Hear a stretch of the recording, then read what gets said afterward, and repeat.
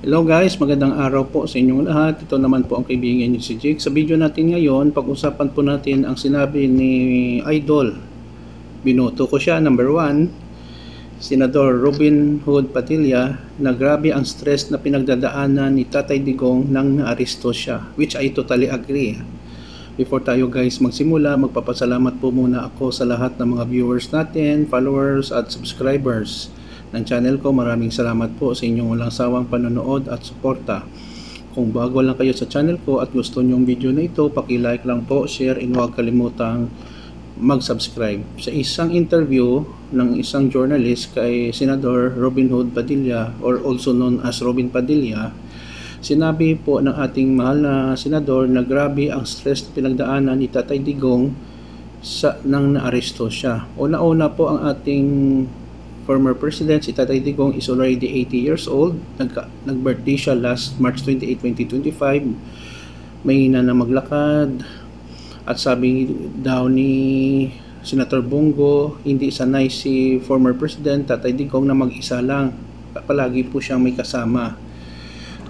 According kay VP Sara, ang kanyang ama hindi marunong maglaba. At saka nandoon sa kulungan, wala siyang kausap.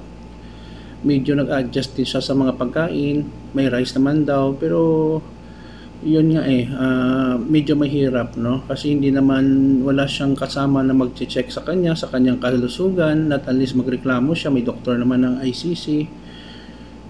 So sabi nga ni Senator Robin Padilla, sabi dito, ang kalusugan ng ating dating Pangulo ay crucial po sa ating bansang stability. Cautious that any decline while the ICC decision could lead to chaos. Kung ano mangyari kay Tatay Digong sa loob ng bilangguan, ay posible magkagulo dito sa Pilipinas. Wag lang po sana, no? So sana po, no, maintindihan din natin na even though may kasalanan si Tatay Digong, presidente din natin siya at may edad na siya at may mga iniindang sakit, diabetes, kung ano-ano pang mga sakit, no, dala ng kanyang katandaan, no. So pray lang natin na okay lang dyan si Tatay Digong. So sabi nga ng netizen, Senator, uwi ka na dito, sumasahod ka, wala kang trabaho, mahiya ka naman, ha ha ha. Obviously, surrendering Duterte to the ICC wasn't for the interest of the Filipino people. It's political persecution to the core. Marcos admin can call in some people from activist group. Maybe true or not, no? Tatay Digong, the best president of the world. Tama po kayo, Idol. So, pero sabi din ni Tatay Digong, maganda daw ang kulungan, parang nasa hotel lang siya. Yun lang, hindi lang siya makalabas. So,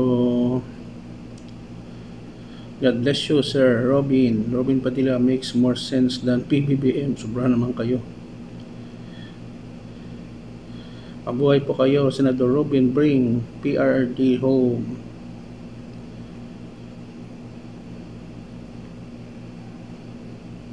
So makita natin ang pagpamahal ni Senator Robin Padilla kay Tatay Digong. Sobra-sobra. Parang assistant siya ni Bongo eh. So yun lang po guys, no. So as I again, no, palanangin natin na maging okay lang health palagi ni Tatay Digong doon sa Dahig, no, sa kanyang kulungan sa Netherlands. At tulungan natin ang ating bansa, ang ating pamahalaan. Yun na po guys, maraming salamat sa inyong walang sawang pagsuporta at pag-follow sa aking meron din akong Facebook, paki-follow lang po, no. Jake Pomperada po, kasama 3 account yan, legit, pili nyo ako dyan, mag-follow kayo. Pero most of the time, nagpo-post lang ako dito sa channel ko, no, kasi marami po ako dyan mga kaibigan na ewan ko, no, iba-iba din ang mga political likes, no. So yun lang po guys, please like, share, and huwag kalimutan mag-subscribe sa channel ko. Mahal ko kayo, mahal natin ang bansa natin. Kita-kita po tayo sa guys sa sunod na video. Paalam.